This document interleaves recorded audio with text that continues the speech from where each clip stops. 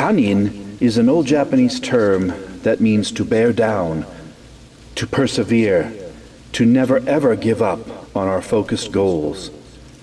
In the old days, samurai and ninja strived for this mentality to help them and their families out whenever times got really hard. When the odds seemed all against them, they would sit, think, and then act accordingly without emotion. This stoicism has been the stuff of legends, probably only half true, and very, very hard for us to attain in a modern world where we crave attention and recognition just for being alive. The easier our lives become, the more detached we become from appreciation and gratitude. Our perspectives become warped, meaningless, and self-serving. Speaking of a person who has dedicated his life to those perhaps outdated ways of Bushido, there will always be naysayers lurking in the shadows who will try and drag you and I down and hold us back. Of course, they dare not say these things to our face, because our bright smiles of confidence tend to keep the rats in the shadows. When we become obsessed with social media, we can become a victim of our own ego.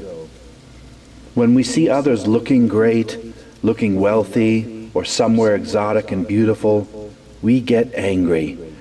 They must be destroyed so that we can feel better about our own lives, right? We type away on our keyboards, vulgar and angry comments that no one ever sees, hoping that the creator will read it and be upset. We mock others who are doing the work that we are too lazy to do. We tear down people only to dig our own minds even deeper into the pit of despair. But as martial art practitioners, we must keep fighting every day, every minute against these ego-driven emotions. At least we must try to. If we practice with other people on the mats at our dojos, we really don't have time to complain and attack others. We are too busy avoiding real punches and kicks to ever care about how others are doing. People who are working don't have the time to engage in the destruction of others. In this principle of Kannin that we are looking at here today, the next time that we fly off of the handle in anger, hatred, or jealousy, it's our job as active practitioners to meditate and practice Budo in order to learn not to react so quickly to external situations that make us feel something negative. Our focus through training is always to question our own emotions. Are they justified, or am I just being petty and envious of things that I feel I cannot do? Why did I click that thumbs down button? Is that my only recourse for power and control? A simple mouse click? It's my duty to be better than that and to lift others up and celebrate others' successes rather than seeing it as the cause of my lacks.